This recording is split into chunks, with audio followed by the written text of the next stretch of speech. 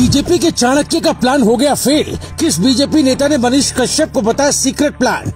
Manish Kashyap BJP का plan बोल गए, इसीलिए भगवा पहने या नारंगी, जाना होगा हर हाल में जेल।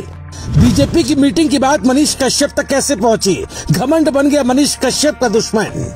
सोशल मीडिया पर जो भी पैदा होता है वो ज्यादा दिन नहीं टिकता है। वो रानू मंडल हो या कच्चा बादाम, मनीष कश्यप हो या फिर बिहार के सोनू कुमार, अगर सोशल मीडिया की हवा घमंड का रूप ले ले तो बर्बादी पक्की है।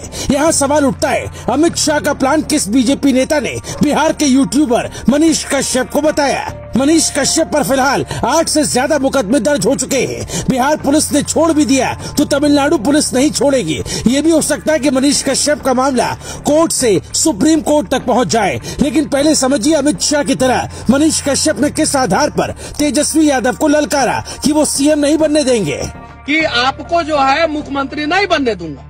ये बात बेहद दिलचस्प है कि जून 2020 में जो बात अमित शाह बोलते वही करीब 3 साल बाद मनीष कश्यप भी बोलते।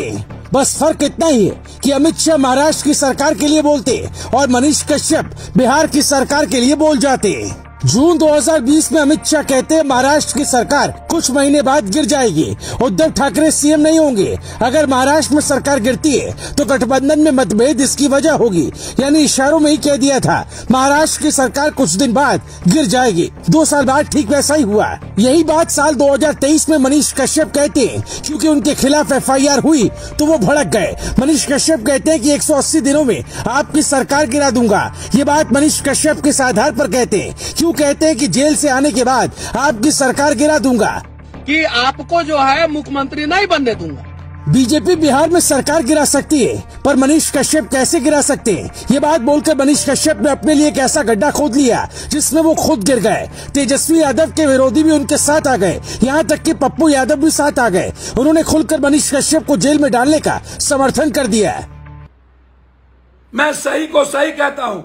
आप की मदद में पत्रकार होने के नाते, मनीष के होने के नाते नहीं, आप जिस तरीके से डेली किसी न किसी यादव किसी न किसी को गाली देते हैं, कभी मियां को, कभी यादव को, कभी किसी को, आप होते कौन है? तेजस्वी गलत है या सही है? आप कौन होते हैं? 180 दिन में खत्म कर दूंगा, इसका मतलब भाजपा ने आपको पूरा का पूरा सब कुछ दे दिया। फिर तेजस्वी यादव के मंच पर आप गए कैसे थे? यानी जिस मनीष कश्यप को जनता पत्रकार के रूप में देख रही थी, सड़क पर खड़े होकर न्याय दिलाता था, वो कैसे सत्ता को हिलाने की धमकी देने लगा?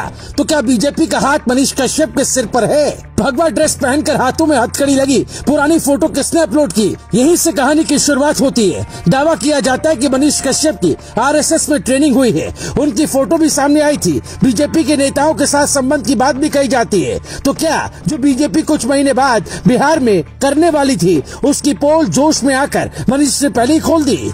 यही सवाल उठता है, बीजेपी का सीक्रेट प्लान मनीष को कैसे पता चला? क्या बीजेपी की रणनीति की बात सुनकर मनीष जोश में आ गए और तेजस्वी की सरकार को गिराने की बात कह गए? ऐसे कई सवाल हैं जिसका जवाब कोई नहीं तलाश पाएगा। तमिलनाडु में MK स्टालिन की सरकार है। तेजस्वी यादव अखिलेश यादव के साथ खास रिश्ते जोड़े जा रहे हैं। तमिलनाडु की पुलिस तब एक्शन लेगी जब बिहार पुलिस गिरफ्तार कर लेगी। यानी एक मनीष कश्यप जो बिहार की आवाज बन रहे थे, वो अपनी ही गलती से अपने ही खोदे गए गड्ढे में जाकर गिर गए। बिहार पुलिस ने मनीष कश्यप को भगोड़ा घोषित कर दिया।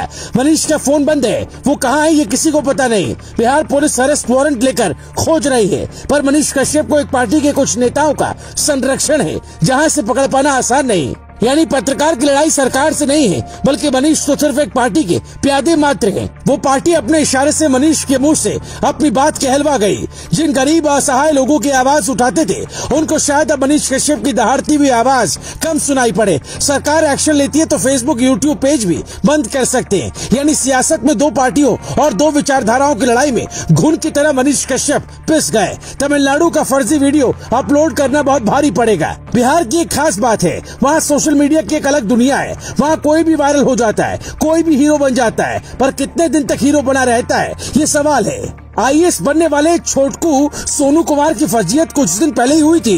कुछ दिन पहले आरती नाम की लड़की प्यार की वजह से चर्चा में रही, लेकिन कौन कब गुम हो जाता है कोई नहीं जानता। मनीष का क्या होगा ये आप ही बताएं। Bureau report.